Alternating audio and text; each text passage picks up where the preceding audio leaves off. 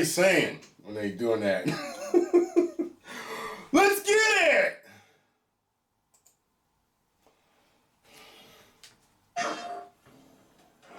We're coming off of They doing it! 2018. How do you top that? How do you deliver something that players will love maybe just as much as God of War 2018? The pressure was tremendous. Tremendous!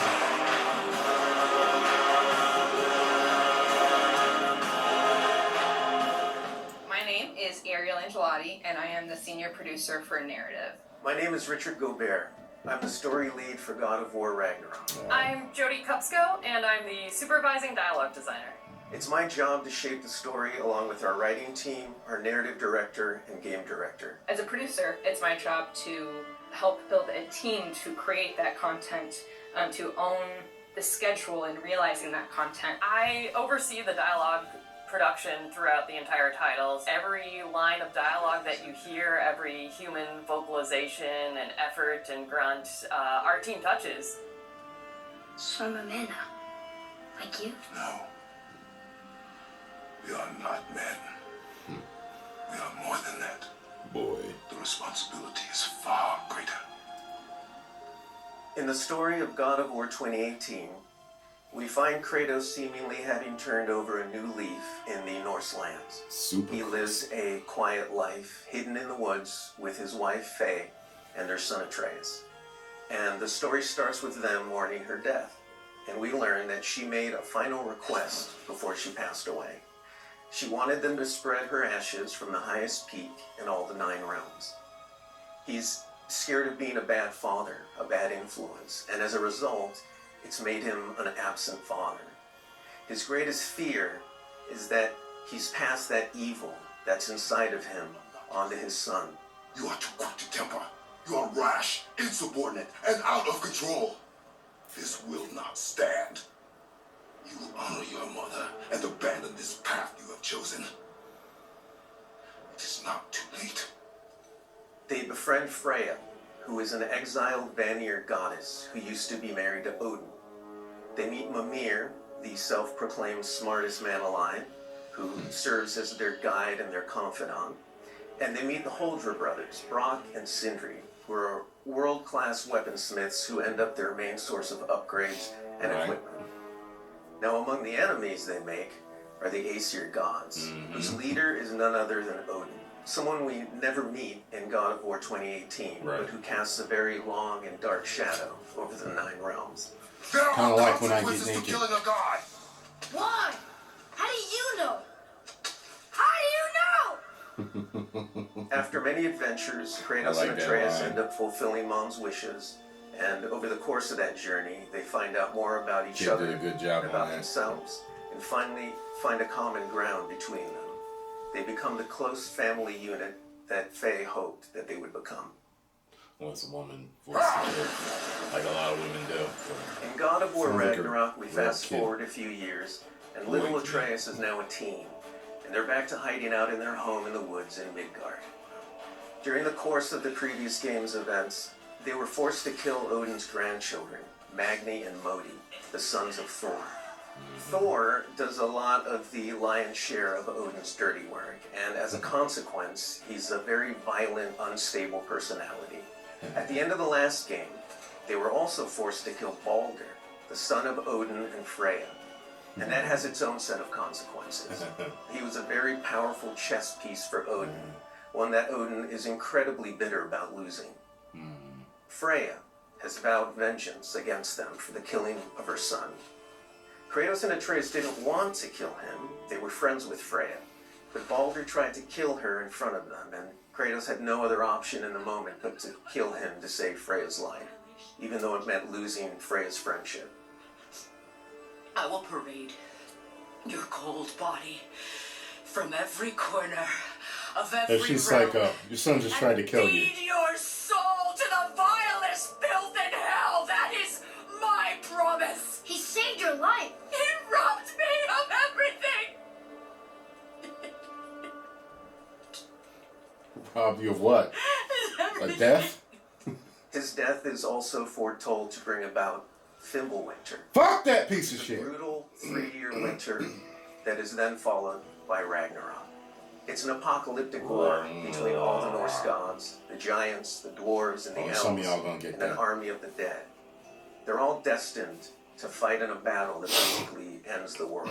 Kratos is understandably worried about his son and what it means for him. You get to go on this journey with how Atreus grows into a young adult and how Kratos grows into his next era in his life, and really see kind of the parent that he's striving to be, but the person he's striving to be. I find that looks like a tale lanky so teen. incredibly relatable. His nose is big. Everything. We had started That shooting, awkward stage where your plenty body's of content growing. before the pandemic hit. In fact, the week before we all went work from home, we were doing a shoot.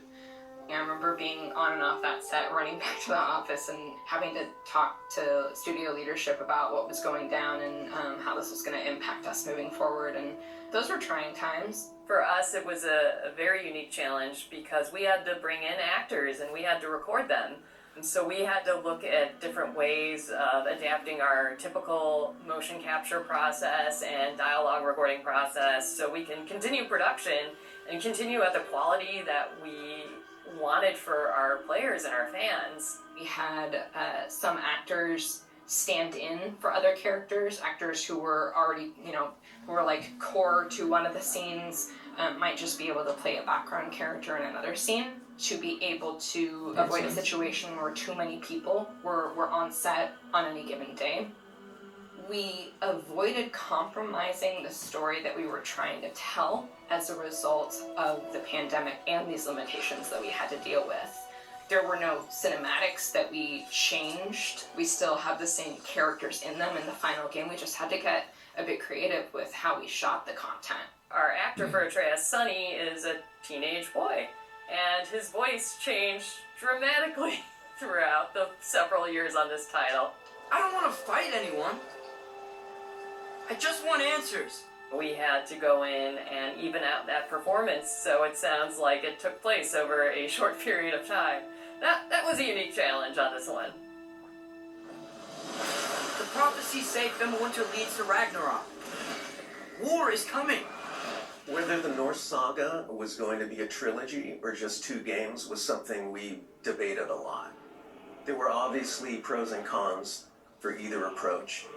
So we waited for Cory Barlog to weigh in, and he did, and he said, let's do it in 2. The consequence to that is, how do you wrap up this story in one game and do Ragnarok justice? How do we lead up to that and then have a big moment at the end of the game and wrap up all those loose threads?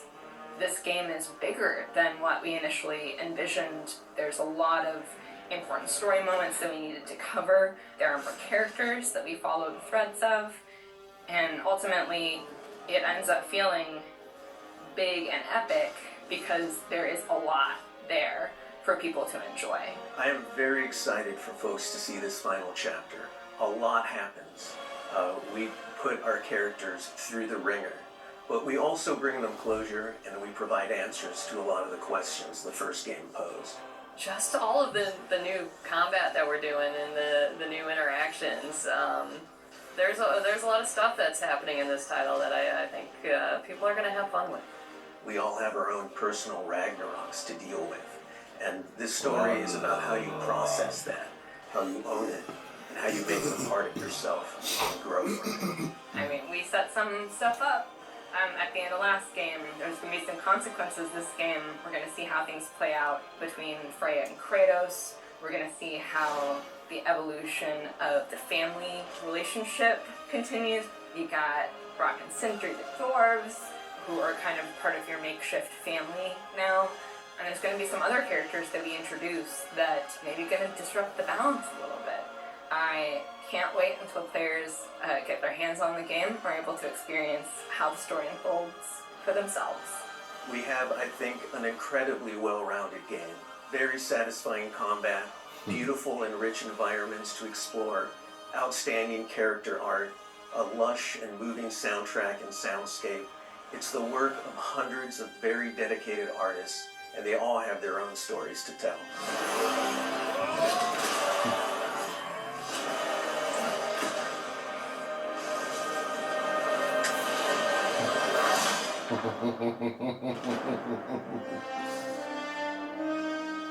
(11/9, 2022).